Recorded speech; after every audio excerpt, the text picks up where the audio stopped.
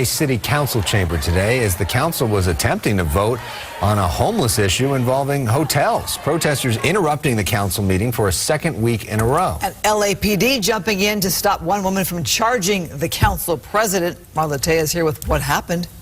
Well, today was the final vote on banning homeless encampments near schools, and shortly after public comment began, chaos broke out.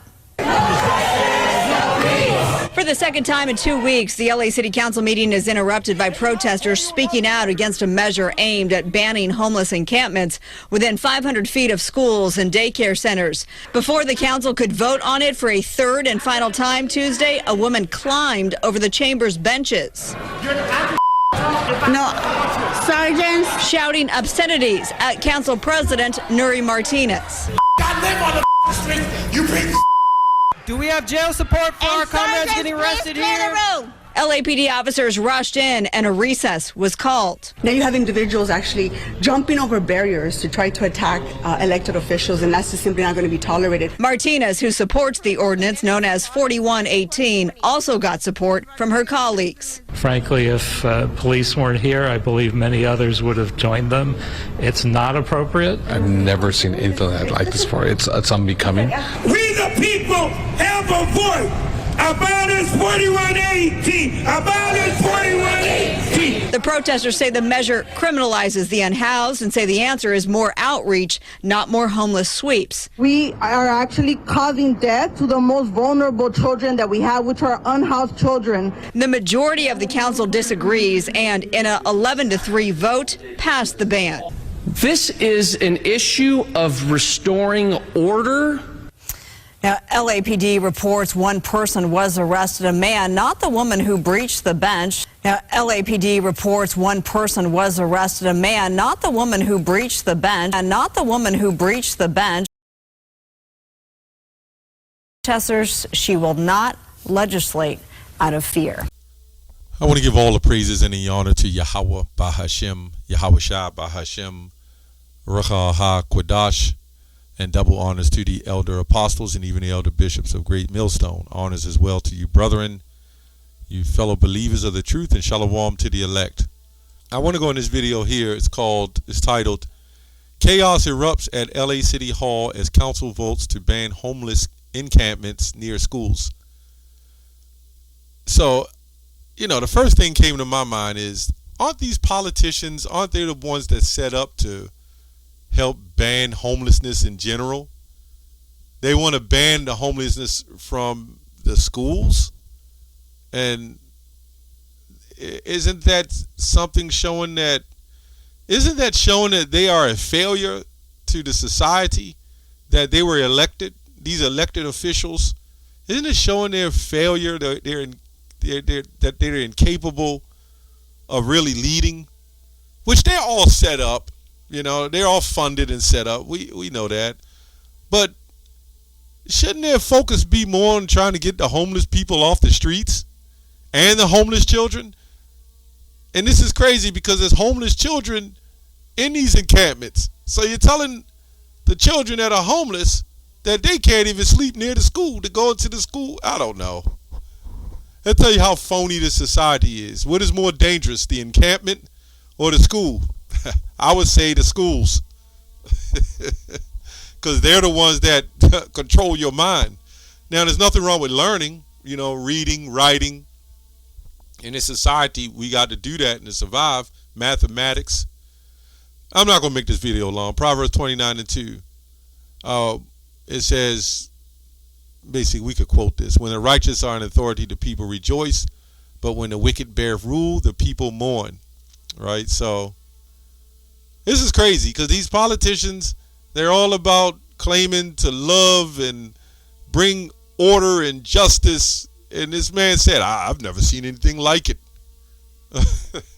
That's what he said. I've never seen anything like it. But in the streets, as long as Jake is blowing each other away, as long as these wild animals are running in stores and raiding the stores, right, selling all kinds of numerous amount of drugs around the corners. See, you know, the bottom line is, inside the realm of this political arena, they have a lot of sick stuff going on. I know because I witnessed it. I'm not going to say it because of the nature of the video. These politicians really be getting down, man. They go to them hotels. They go to those beaches, those storefront beaches, and they get down. So basically all it is the lower class is being wiped out. Well, let me say the middle class and the lower class, right? Yeah, there's no middle class. You almost can say there's no middle class. But this is what you want to call, as they believe in ethics and signing up to do the right job. This is why nobody should be voting. All these elected officials, and she said I'm not going to put fear. I'm an elected official. That makes you a better person, right? Anyway, that makes you such a great person because you're an elected official who do the most wickedness, whose hand is, let me say, partially responsible for these homeless children. They got a thing here called No Child Left Behind. Oh, yeah. We see how that worked. The war on drugs. Yep. See how that worked too. Anyway, 2nd Ezra 15 and 16. I remember the prohibition he was talking about. It was inhumane and the things they were doing. It was dangerous. Alcohol. Well, but they opened up spots and sold it anyway. Now you got liquor stores selling that horrible, hardcore liquor, destroying people's lives, man. But anyway. Woe to the world and them that dwell therein, for the sword and their destruction draweth nigh. And one people shall stand up to fight against another, and swords in their hands, for there shall be sedition among men, and invading one another. So this is just the precursor of things to come, right? They shall not regard their kings nor their princes, and the course of their actions shall stand in their hands. So this is all the NWO, and we can see now what's been going on in the news headlines and the out of control mindset of the youth, the sedition that's going on in the neighborhoods, the murder, the gang violence, the disorder, as we've seen in Judge Dredd, these movies, RoboCop. Right? They put, yesterday's science fiction is today's fiction. They put all these stuff in those movies because they're telling you. Don't be surprised you see some renegade robot walking down the street to try to help with order. Especially from, like, this woman stampeding up, trying to, prove her point. Anyway, a man shall desire to go into a city and shall not be able. So what you saw in that city court district is a small form of a martial law. Now, martial means war, so it's a war-like law. When they got to do things by any means necessary, that's martial law. Now, who's the head of martial law? Yahweh Bahashem Yahweh Shai, right? He's coming with war-like power, bringing war. Right? The houses shall be destroyed and men shall be afraid. You can read this whole 2nd Ezra 15. Let me go on down to 19. A man shall have no pity upon his neighbor, but shall destroy their houses with their sword, and spoil their goods because of the lack of bread and for the great tribulation. Now, you got to understand that these people that are homeless, they already got nothing to lose. Their mindset is different because they're in survival mode. And it may also come upon us to get into that survival mode. The Spirit will have it upon us to do what we have to do. We're going to have to forsake lands. We're going to have to forsake, which is your property, your houses, your wife, if that needs to be, or your husband, or whatever else.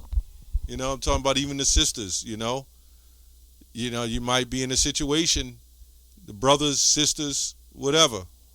We're speaking of right now the elect, which is comprised of men, women, and children, starting with the 144,000.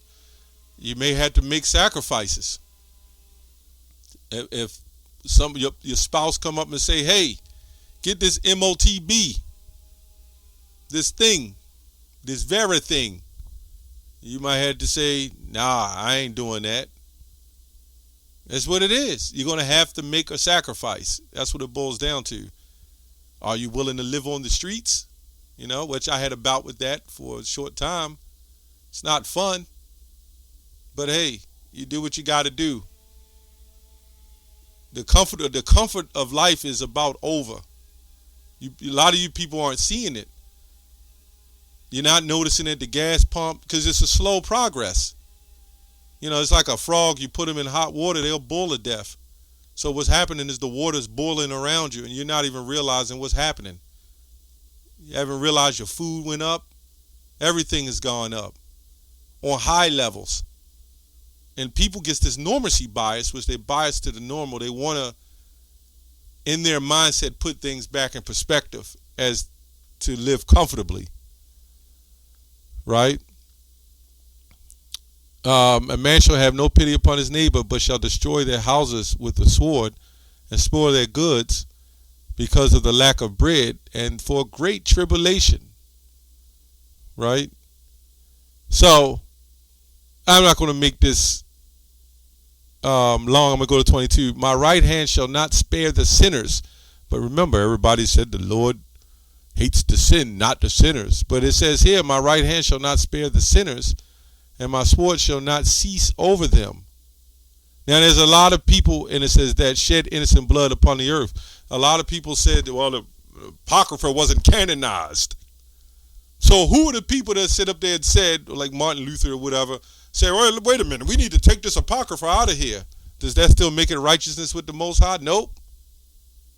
That doesn't make it righteous because you took all these books out. Right? Because it shows the harsh, you know, another reason why they took that out, and they took the Old Testament out. What's it? Eusebius and them, and they took the Old Testament out for the fact of universalism.